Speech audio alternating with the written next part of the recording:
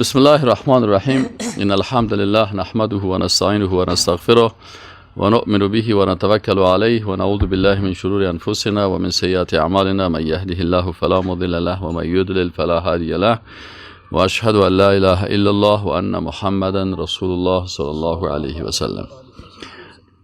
در درس اولی که هفته گذشته سرش بحث کردیم، خود اسماء الله الحسنا را در لغت و اصطلاح تشریح کردم و فضیلت و منزلت اسماء الله الحسنا را گفتیم که وقتی انسان این نامها را یاد بگیره با الله محبت پیدا میکنه و وقتی انسان با الله محبت پیدا کرد باز الله را دوست می داشته باشه. اما صحابی مبارک وقتی که در یک سریه رفته بودن همیشه در رکعت‌های نماز سوره اخلاص میخوان. صحابه آمدن پیش رسول الله گفتن یا رسول الله هر وقتی پشت سر از این نماز میخوانیم هم یک سوره را میخوانده میرفت. رسول الله هم گفت که صلوهم، برین از پیشش پرسان بکنین که چرا این کارا میکنی. دیگه وقتی که او پرسان کردن از پیشش گفت به خاطر از اینکه در صفات الله هست، اسماء الله هست، نامهای الله هست، عظمت الله تشریح میشه. پس رسول الله هم گفت که برین برش خبر بتین که ان الله تعالی یحبه، برش بگین که الله تعالی دوست داره.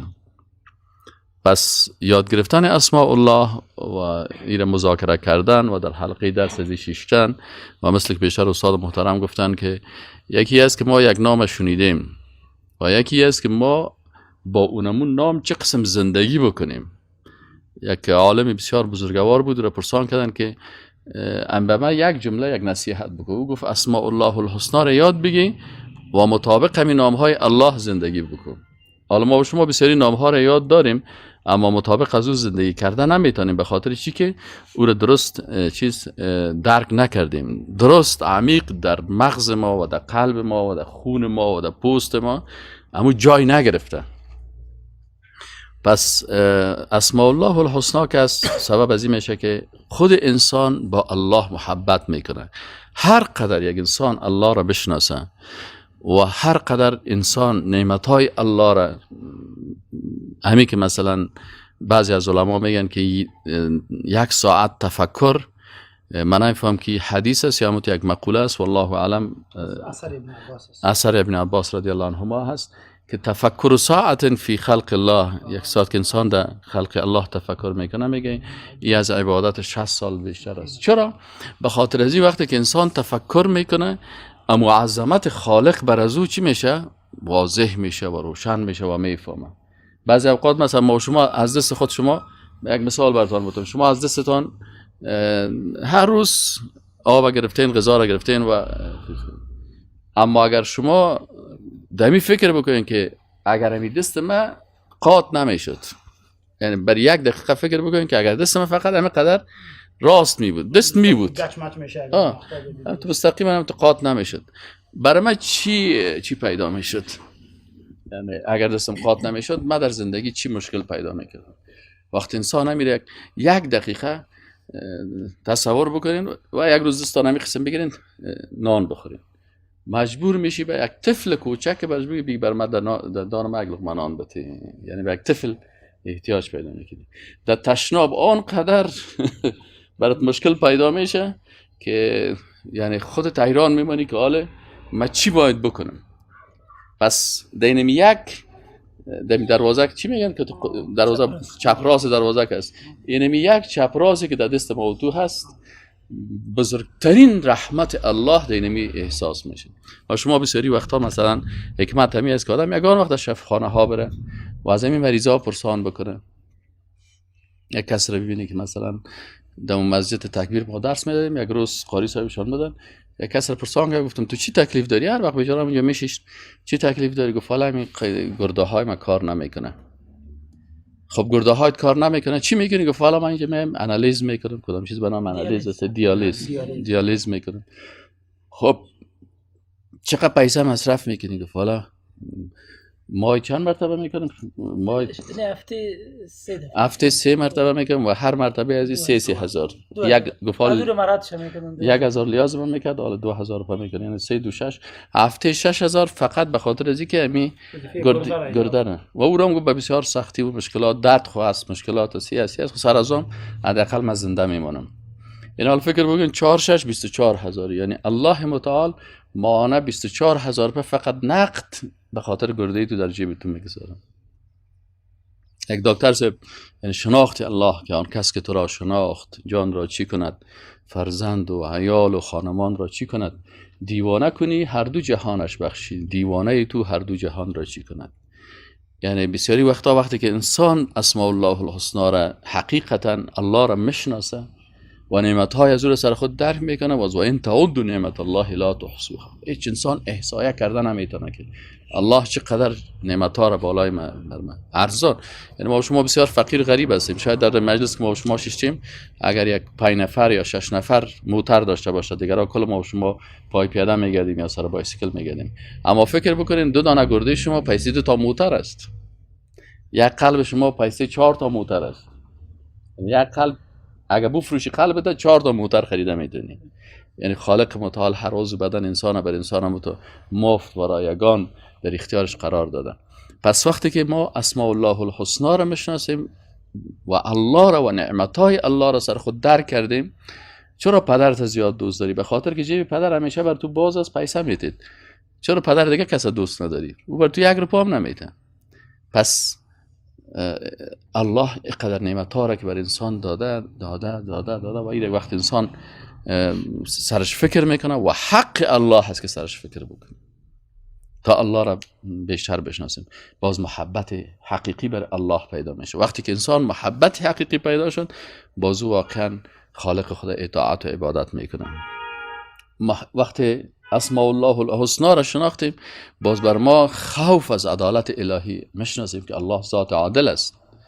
ترحم بر پلنگ تیز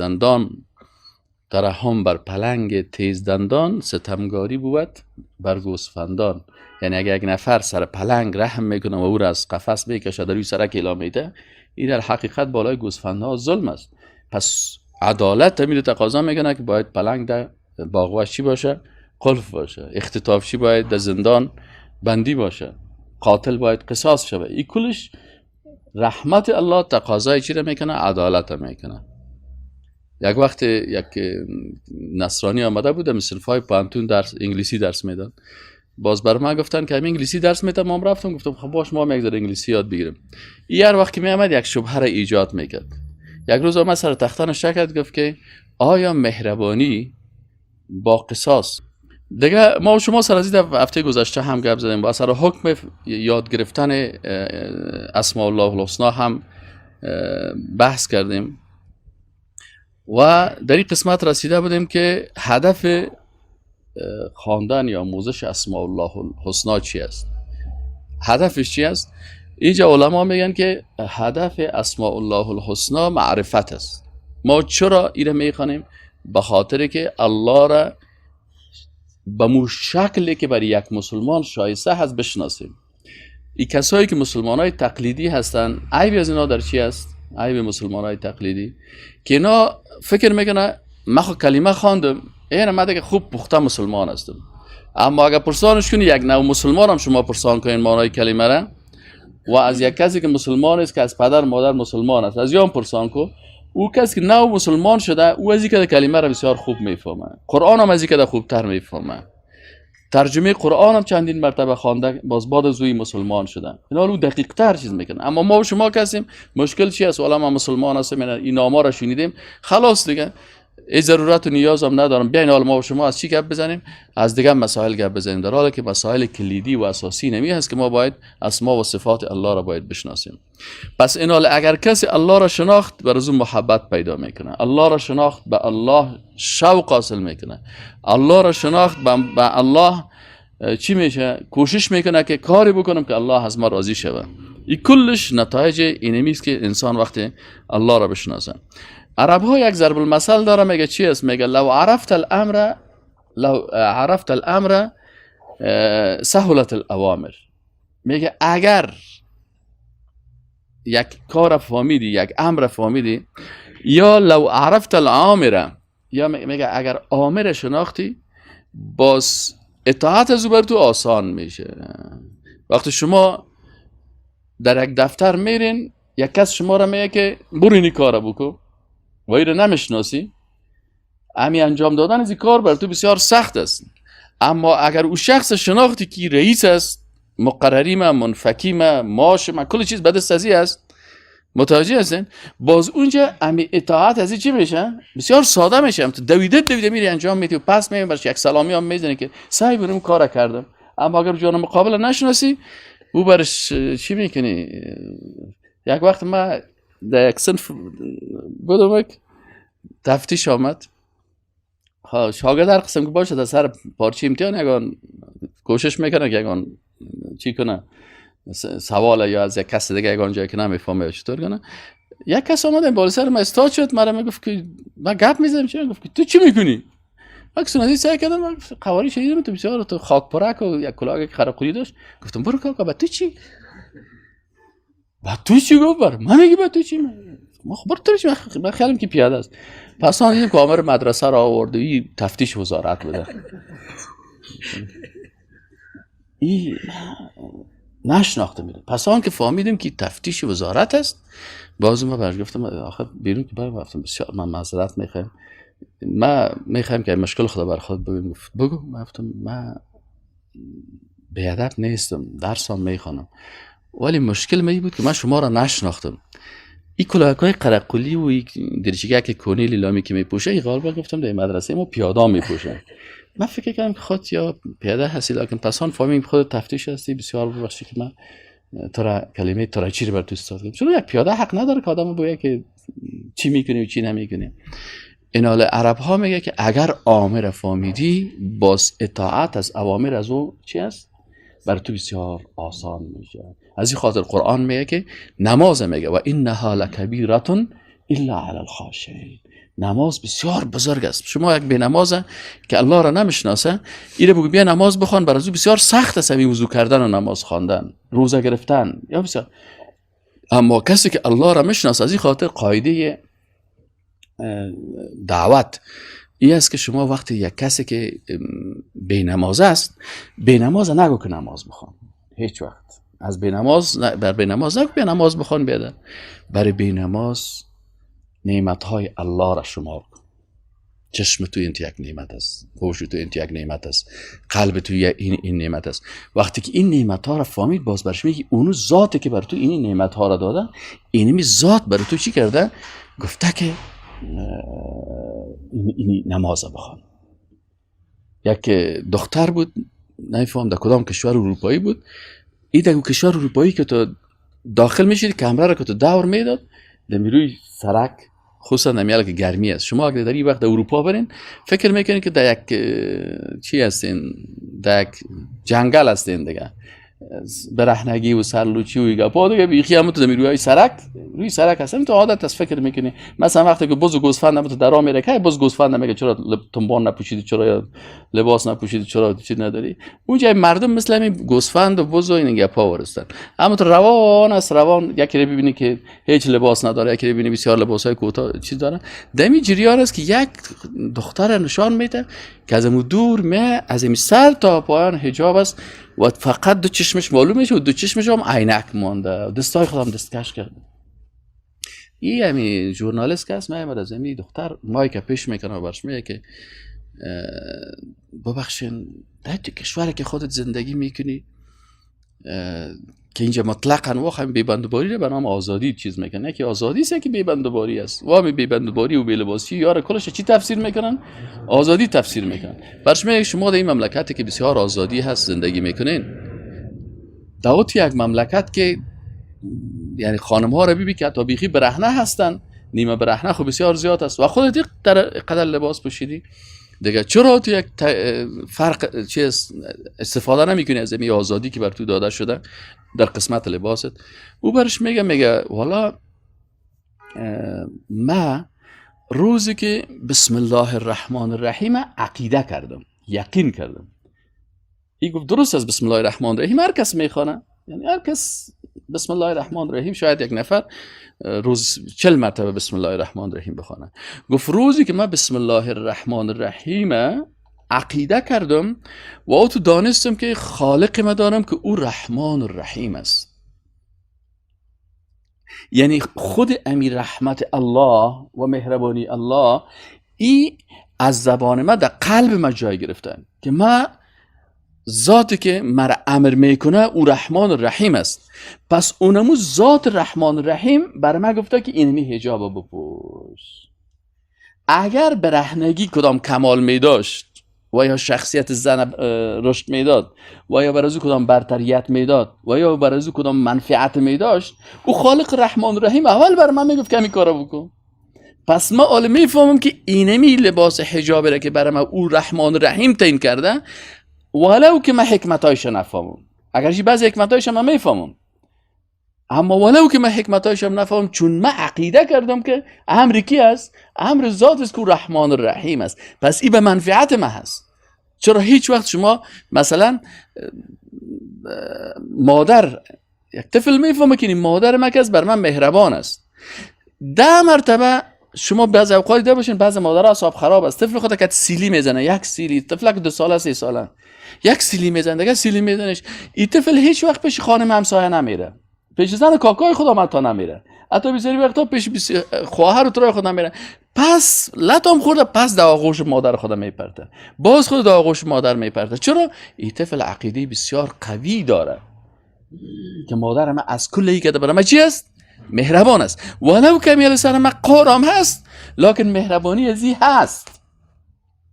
پس از این خاطر علما میگن که در مسائل نعمت ها بسیاری کساس میگن اگر کدام نعمت الله برات داد، این رحمت الله است، اگر نداده حکمت است، به خیرت است. بعضی اوقات مثلا موتر داری، نه ولی موتر ندارم، چی میگی که موتر برات بدم؟ میگه یا الله شکر که موتر ندارم. چرا؟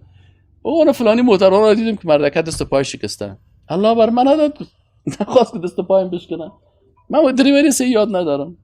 فلانی نفر از وقتی که موتر پیدا کرده بیخی آدمگری یادش رفته. شکر پروردگار که من موتر ندارم، حداقل اما انسانیتم خازستم نرفته. فلانی نفر از وقتی که موتر پیدا کرده بندی شده، تکر کرده بندی شده، شکر. من اینال بسیاری وقتا شناخت الله سبب از این میشه که وقتی انسان الله را شناخت باز این آرامش پیدا میکنه. پس وقتی که میگه لو عرفت الامره، وقتی که آمر شناختی، الله را شناختی، باز چی میشه؟ سهولت الاوامر، باز اطاعت از اوامر چی میشه؟ آسان میشه بر انسان. از این خاطر انسان باید اسماء الله الحسنا را و نامهای خدا که الله در قرآن یگانه چیزی که از هر چیز که زیادتر ذکر شده نامهای الله است. یعنی هر جای قرآن که میخونین از کل چیز که از نماز کرده، از روزه کرده، از حج کرده، از زکات کرده، از نامهای پیغمبرها کرده، از نامهای ملائکه کرده، از کل چیز که شما سل کنین نامهای الله در هر صفحه قرآن چندین نام الله ذکر است. پشت هر حکم نام الله ذکر است تا که تو اینی حکم که تطبیق میکنی در حقیقت حکم فلانی آمر است. لو عرفت الامر آمره چی است؟ لسهولت الامر. تا زمانی که این فرمول هایش است، میگه تا زمانی که او را نشناختی از بدی ها نجات برات بسیار مشکل می باشه، نمیتونی خدا حفظ کنی. حتما شیطان میه سرت غلبه میکنه، اما وقتی که الله را شناختی باز بسیار ساده میتونی از بدی خدا نگاه کنی. شما سر اینترنتیشین بسیار فیلمای خطرناک میه، در این لحظه که می فیلمای خطرناک میه تو نمیتونه نفستان میگه بی چشمایت میگه سیل کو، خوشتان میه و بسیار جالب هم است و برنامه‌های بسیار خطرناک هم است، خصوصا این برنامه‌ای که مربوط به جنس گپا میشه. این لحظه اگر الله به یادت بیایه و صفت رقیب الله به یادت بیایه، باز خود به خود ترک از گناه برای بسیار ساده میشه. چرا ما گناه را ترک نمی کنیم؟ به خاطر ازی که الله را درست نشناختیم. هر کسی که زیاد شناخت بس بر از او بسیار چیز میشه. اگر دقیق بفهمیم خلاصه کل دین در 3 کلمه هست. اگر یک نفر خوب دقیق تحقیق کنه همین خلاصه دین چی است، میگه فقط 3 کلمه است: معرفت، اطاعت و سعادت. خلاصه کل دین است. اول الله را بشناسی، الله را باید بشناسی، قدرتش، عظمتش، اسمایش، صفاتش، افعالش، این را باید بشناسی. وقتی که الله را شناختی دوم چی است؟ اطاعت الله را باز میکنی. و وقتی که معرفت منجر میشه به چی؟ به اطاعت. و وقتی که اطاعت صورت گرفت بعد معرفت و اطاعت سومی نقطه چی میه؟ سعادت میه. از این خاطر سعادت تنها در مادیات نیست. شما بسیار کسایی رو ببینید که به نظر شما انسان با سعادت معلوم میشه. یک خانه رو میرین سیل میکنین، اما از دور پشت خانه رو سیل میکنین. من بسیاری وقتا متوجه وقتی که خانه یکی از دوستا رفتیم دیدیم خانه بسیار لوکس است، ما گفتیم شاید بسیار خوشبخت ترین انسان باشه. باز کسی تنهاش چیم گفتیم خب درد دل بکو. دیدیم که یک قدر مشکلات داره، یک قدر مشکلات داره، اما یک کس دیگه رو دیدیم که در تو جای زندگی میکنه که حتی در زمین و بیچاره را جای نمیتن، سرش فشار است، سختی ها هست، اما وقتی که بریم تو آرام با آرامش و با سعادت زندگی میکنه، هیچ چیز نداره. حتی بر خوراک نان چاش خودم ایران میباشه، لکن الله برش سعادت نصیب کرده و باز لذت او میداشته باشه. اصل لذت زندگی در رضایت و سعادت معنوی هست. وقتی که از نگاه معنوی سعادت داشتیم باز اصل لذت زندگی رو میبره. اما بعضی کسایی که فکر میکنه که والا مرا مال میتونه خوشبخت بسازه، نتونستن. شما امرای بسیاری کسا متوجه از این خاطر الله سبحانه و تعالی چی میگه؟ انما یخشى الله من عباده العلماء. یقینا کسانی که از الله زیاد میترسن اونا علما هستن. بعضی اوقات شیطان بر ما و شما تو وسوسه میکنه فلان عالم، فلان مولوی، فلان شخص، فلان فلان فلان فلان فلان، اینا سعی کنه نامشان فلان چقدر نام بزرگ داره لکن خودش از الله نمیترسن. او معیار نیسته، معیار نیست. چرا؟ الله میگه افرأیت من اتخذ الهه هوا. بسیاری کسا معبود خود کی رو گرفتن؟ خواسته های نفس خود گرفتن. بعضی اوقات نفس است که سر انسان اتو غلبه میکنه که انسان غلام خود جور میکنه.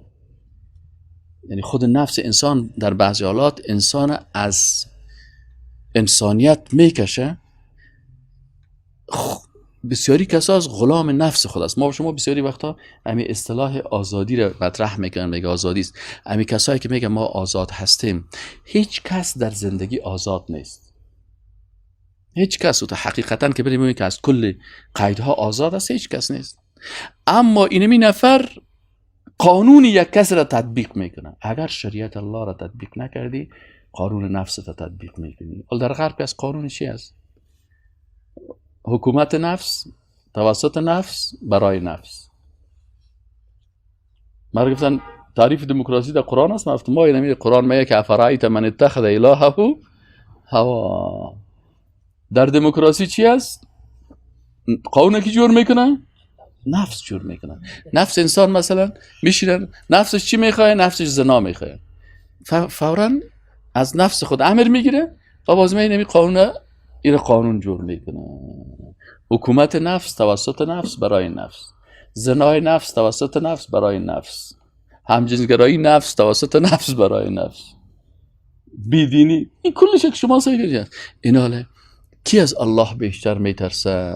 کسی که واقعا الله را بشناسه. شناخت الله توسط فهمیدن فتوا و توسط فروعات فقهی نمیشه.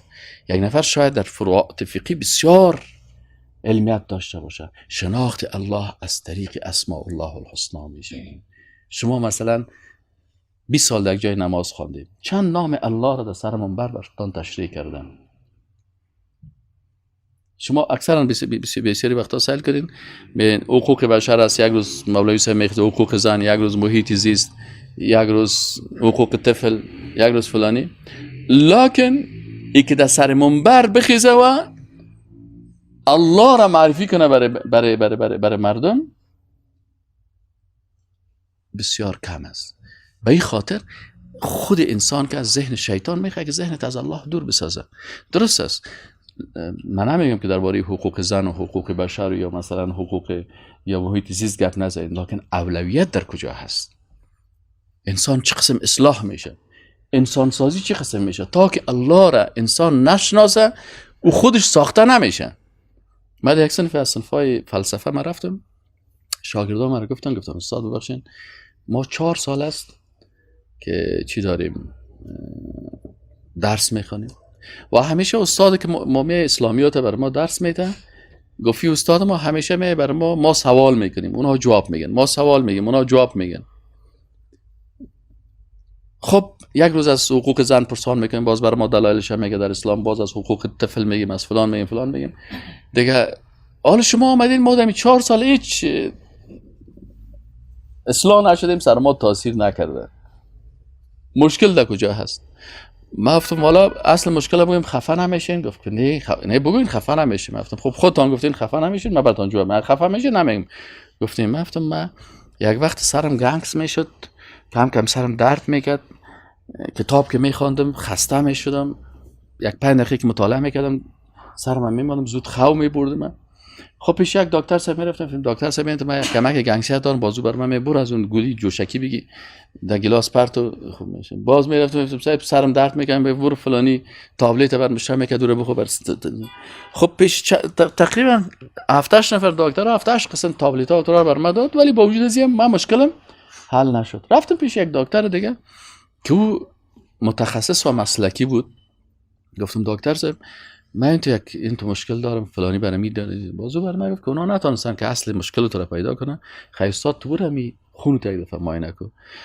وقتی که من خون ما معاینه کردم پس نتایجم گفت نمی کلی نمی علت ها کسی اسباب کسی یا کلش از چی است، خونت چرب شده. وقتی که خون چرب شد اینمی عوارضش هست که بالاخره یا خودت احساس میکنی گنگسیت، مثلا زود خو میبرید، خسته میشی، مانده میشی. اینگه پس چی کن؟ یعنی کوشش کن که پیداگردی بکنی و کوشش بکن که اینی چیزا که مقصد همین خونت پس نرمال شد. که همین نرمال شد کل از این خود به خود و واقعا هم تو شد.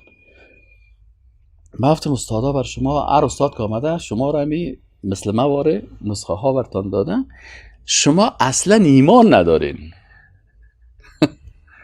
شما اصلا اینمی سوالا که سوالای بیمانی است. چرا ایزن مثلا در اروپا میگه من حجاب میپوشم، ایمانش بر از او فهمان که الله رحمان رحیم است.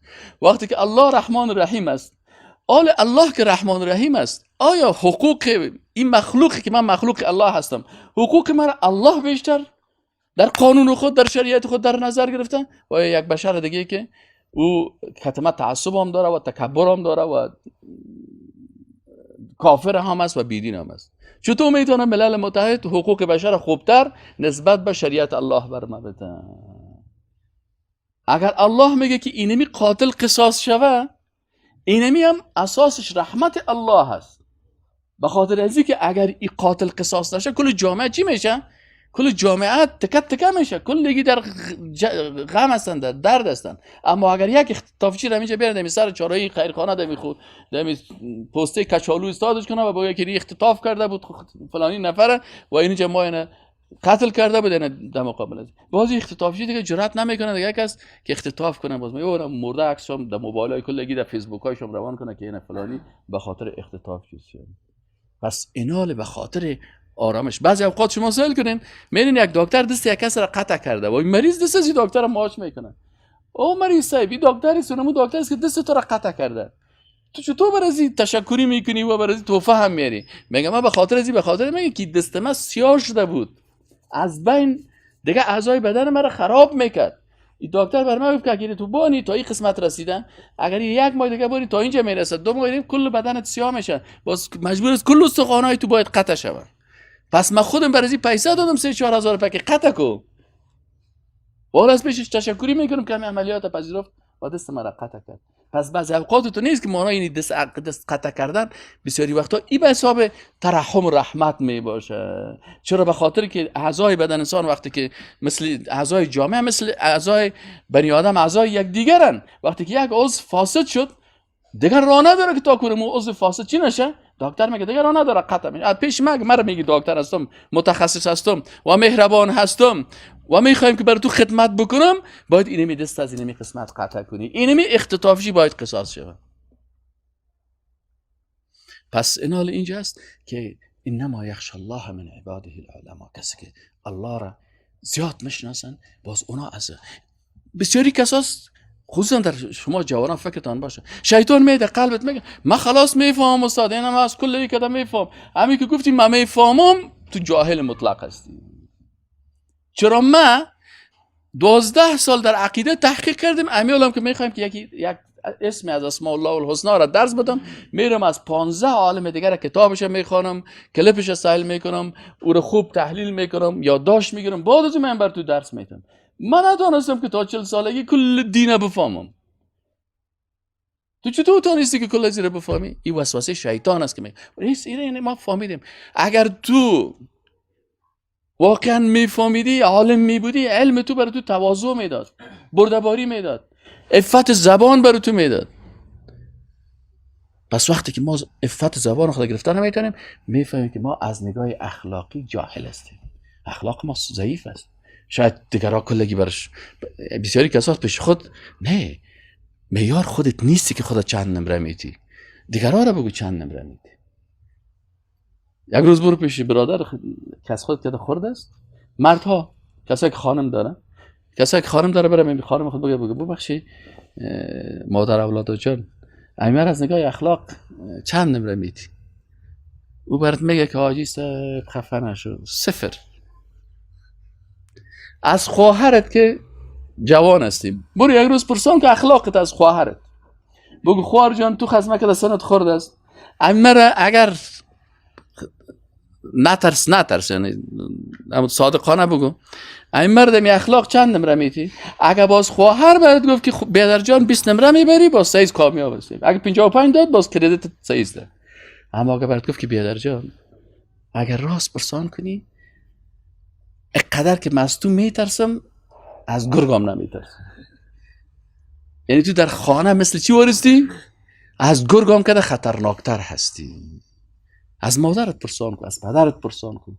ولی بسیاری کسا وقتی که جوانا رو مسائل میکنیم، خود بچه جوان که سال میکنه خودش میگه والا صاحب من چطور هستم، تو میگم پدر جان خیر سم یک روز ببرش بگو پدر جان چه دوست است قاری صاحب مرا چند نمره میدی؟ اگه قاری صاحب مرا والا استاد یک 55 میدم کردید، اگه گفت که والا استاد راست پرسان کنی این مسائل اخلاقی که است وضعیتت خراب است. درست نیست باید کلش خودم بخیدم خدا 100 بود. شما میره یک تجربه کنید از همکارت که در دفتر همراهیت است، از همسایت، از همسایت برپرسان بگو برادر سلام علیکم خوب هستین صحتتون خوب است؟ من خیلی یک 5 سال همسایت هستم، من از نگاه اخلاق همسایگی چند نمره میدی؟ اگه برات گفتین واقعا شما نه بگو لطفا دیپلماسی نکن، اما صادقانه در قلبت کسی میره بر ما بگو من میخوایم خود اصلاح کنم. اگه گفت که والا صاحب راست پرسان که از شما کلم سایه زشت و بد اخلاق فلانی هیچ نیست، از باید بفهمی که اخلاق ما ضعیف است. این حاله اگر انسان از الله ترسید با از اوامر الله را هم مراعات میکنه. وقتی من یک مسلمان توهین و تحقیر میکنم الله از پیش من خفه میشه، الله از پیش من خفه میشه. وقتی من در داخل مسجد بیادبی و صدای خدا بلند میکنم بیادبی برای کی میشه؟ چرا مسجد خانه الله میگن؟ به خاطر ازی که اینجا یکی از شعائر الله است. خب الله را میگه ما چه قسم بشناسیم؟ جوابش چی است؟ با اسماء الله الحسنا.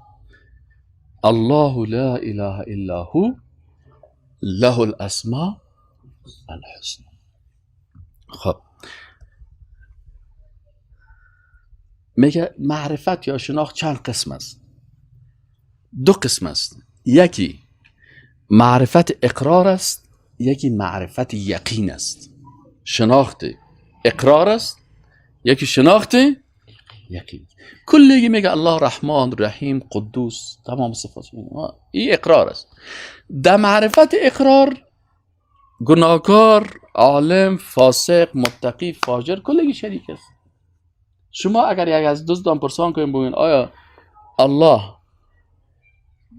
دارای اسما و صفات هست، اقرار میکنه؟ میگه بله حاسب اقرار میکنه. از زناکار، شرابخور، از هر کس دیگه کلگی شریک است.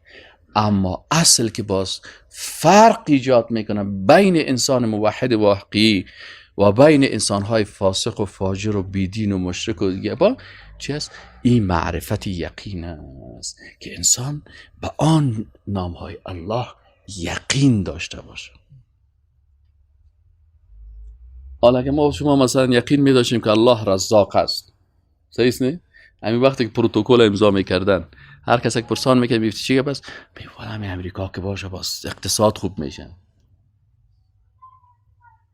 باز عایدات ما خوب میشه. صفت رزاق الله کاملا چی شده از پیش مردم؟ ولی بسیاری وقتا بحثا میشن، یک کسی بحث میکرد که والا اسرائیل تو یک پروگرام داره که اسرائیل تو میکنه، که یهود تو میکنه، فلانی تو میکنه.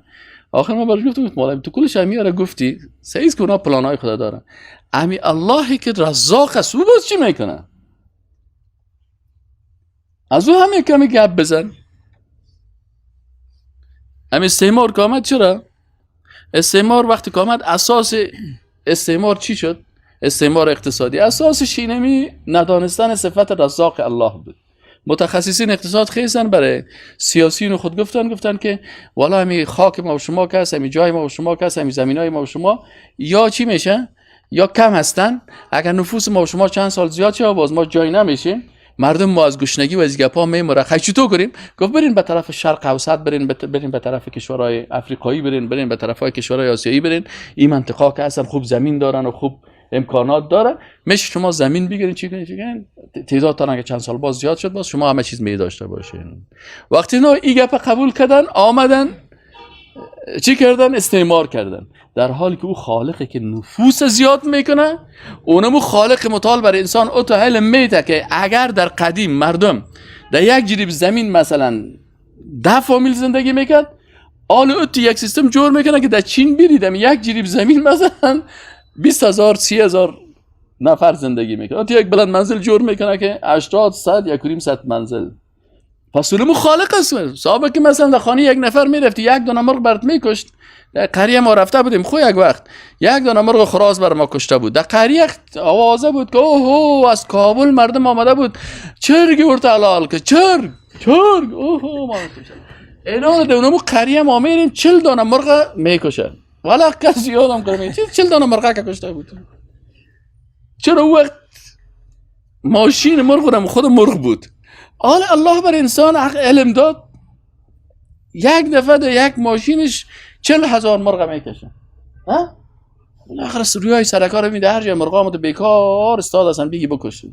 وقت مرغ می دوان دیگیر کردن نمیتونستی.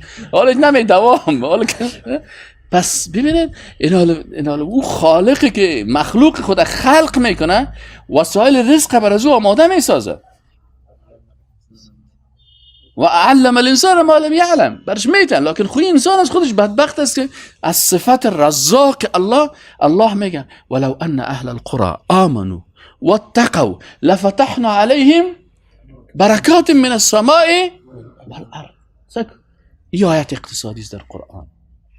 ما کتاب نوشته کردیم که بیشتر از 100 آیت در اقتصاد در قرآن و یکی از آیات‌های اساسی شمیه است. الله میگه اگر اهل زمین اهل قرآن ولو ان اهل القرى آمنوا ایمان بیارین، به شرط که ایمان داشته باشه. ایمان تو نه که اقرار، ایمان چی؟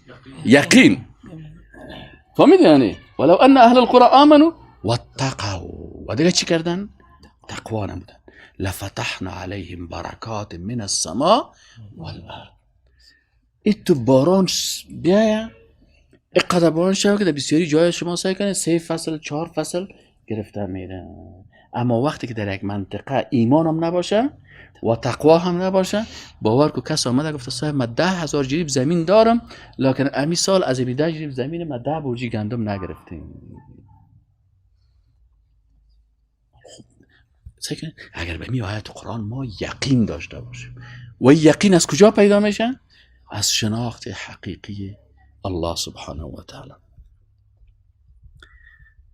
عمر فاروق رضی الله تعالی عنه عرب بودن، عربی را خوب میفهمیدن، جمله که استعمال میشد آنچه که الله میگه بسیار دقیق میفهمید. عمر رضی الله تعالی عنه نمیفهمید، فکر میکرد که این پیغمبر به ضرر ما هست، در بین ما جدایی انداخته، بین ما مشکلات انداخته، جوانا را پدر کت بچه انداخته. همین قسم مشرکین میگفتن این پیغمبر که آمده پدر کت بچه انداخته، برادر کت برادر انداخته، گپای کیو میزنه، کل مردم آرامی بود، کل چیز بود، حال سه چی حال است. عمر رضی الله تعالی عنه گفت من این مشکل حل میکنم، میخسم چیز شمشیر خدا کشی سه دویده دیگه حرکت میکنه. کجا میری؟ یک از درآورش میگه کجا میری؟ میگه من میرم اینمی محمد چی کنم، مشکل جامعه رو حل کنم. برش میگم مشکل جامعه رو چی حل میکنی؟ برو مشکل خانه حل کن. خانه ما چی گپ است؟ گفت تو برو پشت خانه هم شریط یک دفعه میگه پرسانشان کو چی گپ است. یکی میره که گوش میگیره که صدای از قرآن به بعضی کلمات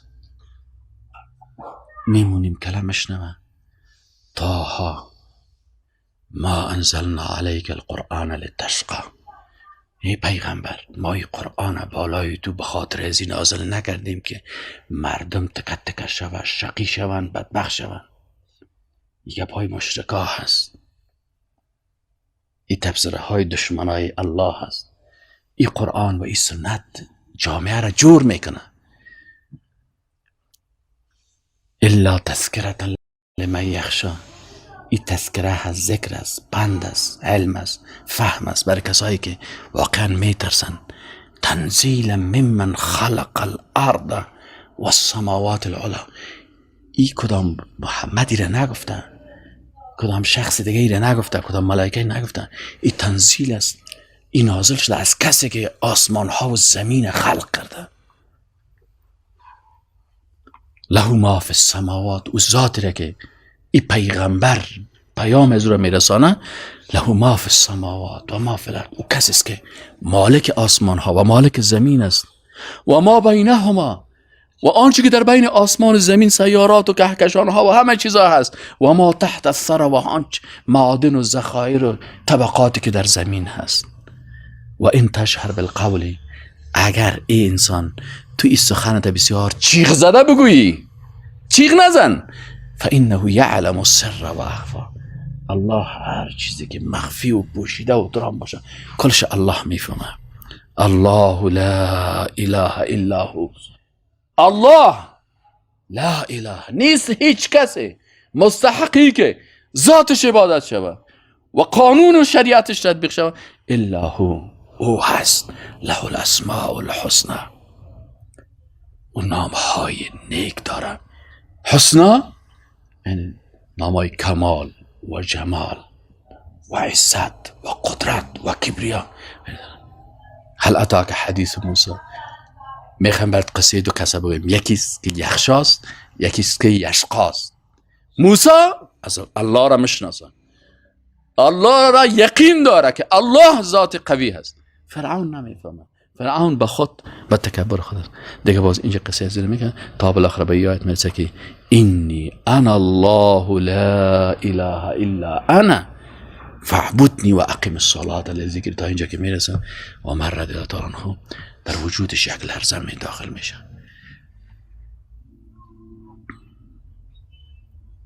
وقتی که در خانه داخل میشه این آیات هنوز هم صحیح نشنیده، کم کم شنیده. وقتی که میایه بتی ورقه چی بود؟ و صحابی که تلاوت میکرد او در جای پت میشه. شاورم شریف جمروش که میایه از این یخن شاورم شریف خود میگیرم تو تکانش میتو. عمر از دیگه قوی است، او طرف میزنه سر سینی از میشه. خواهرش که میکرد سیلی که میزنه این دندانا خواهرش دانش خود میشه. خواهرش برش میگه که عمر از تو که بسیار الله ذات قوی هست و ما ایمان آوردیم و اشهد ان لا اله الا الله و ان محمد رسول الله. یکی سون از او سهل میکنه.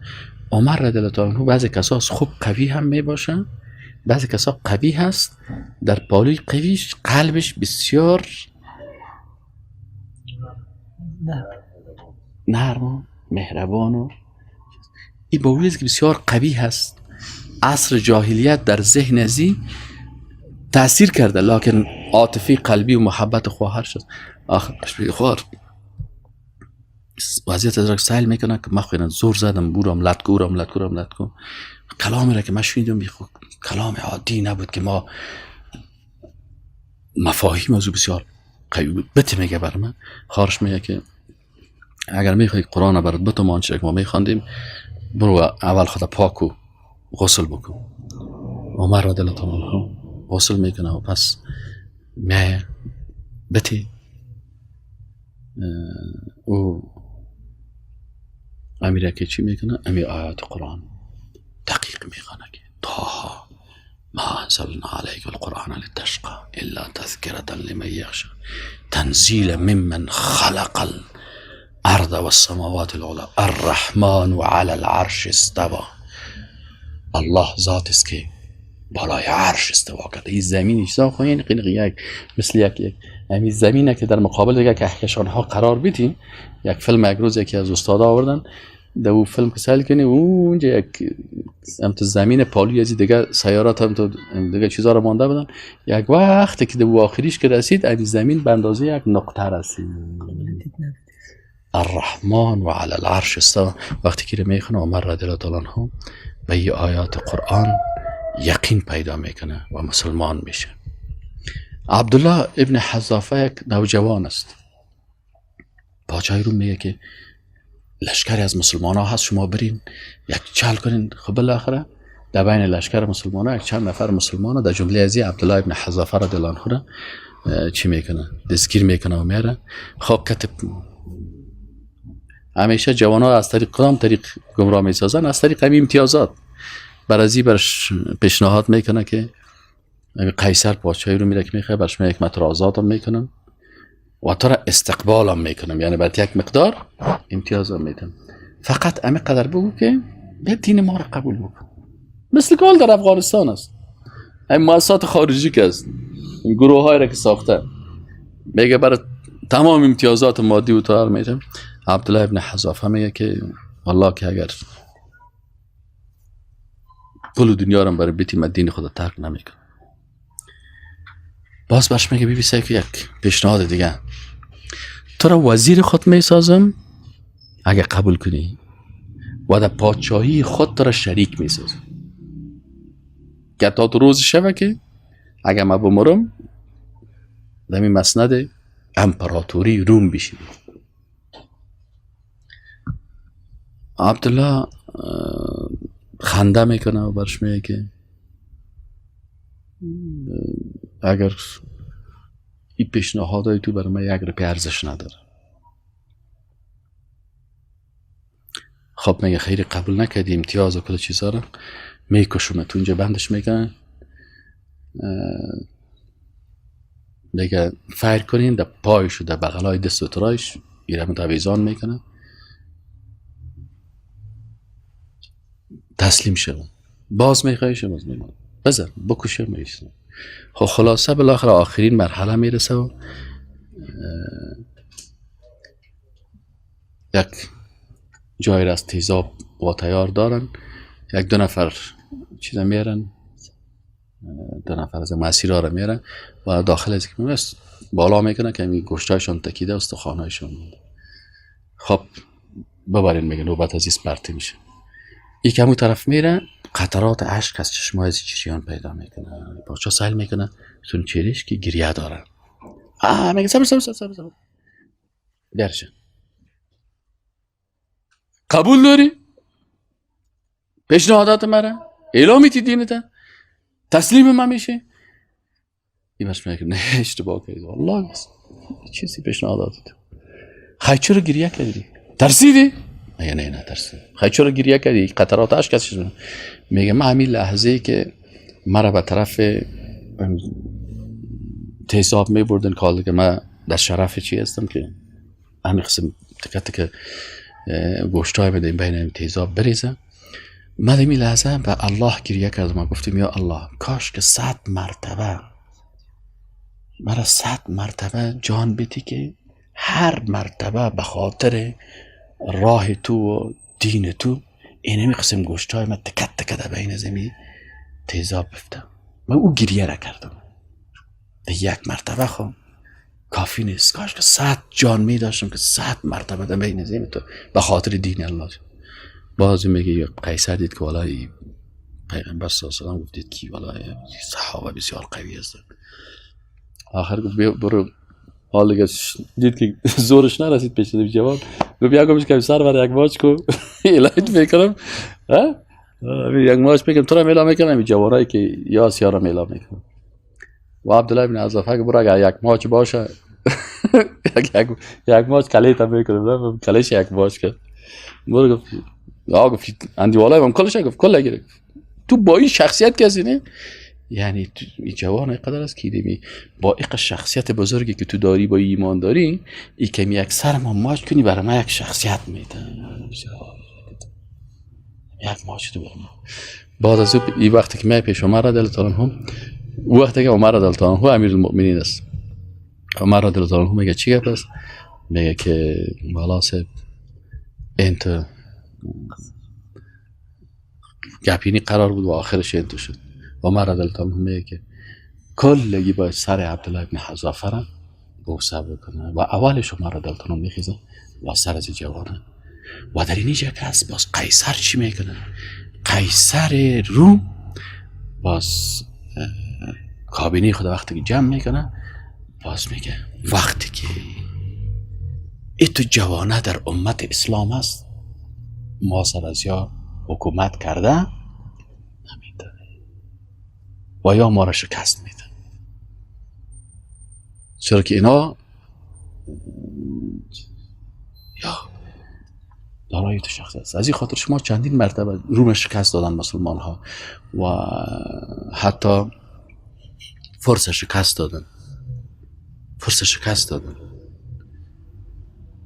حتی هولاکو آمد وحشی ترین قوم به اندازه علما را کشتن به اندازه مسلمان ها را کشتن که دریای عراق است این میگه تا 3 ماه سیاه میزد که کتاب های مسلمان ها را انداخته بودن و خون بود. کاریزا را میگه که مردم ها خود کاریزا انداختن کاریزا را میگه خون گرفته بود. همین او که میامد یک تکه خون و سیاه بود رنگ. ولی در همون وقت هم چون جوانای با ایمان وجود داشتن اینمی هولاکو وقتی که جوانم میخواست جاسوسی کنه نه من جاسوسی کنم جوان دیگر هم میخواست برده قپیسه میتم بیبی که کی دختر خوب داره که ما را بگیرم جوان میفهم ای کارم همین بگی بکش. بالاخره اینمی مغولی ها با وجود که خلافت از بین بردن علما را از بین بردن توسط این مسلمان های عام مسلمان شده دیدن کی صاحب یک شخصیت است و این شخصیت برای انسان از کجا حاصل میشه؟ از شناخت حقیقی الله سبحانه تعالی که الله بر ما شما توفیق نصیب بکنه که الله را خوب بشناسیم و مطابق اوامر از او عمل بکنیم و السلام علیکم و رحمت الله و برکاته.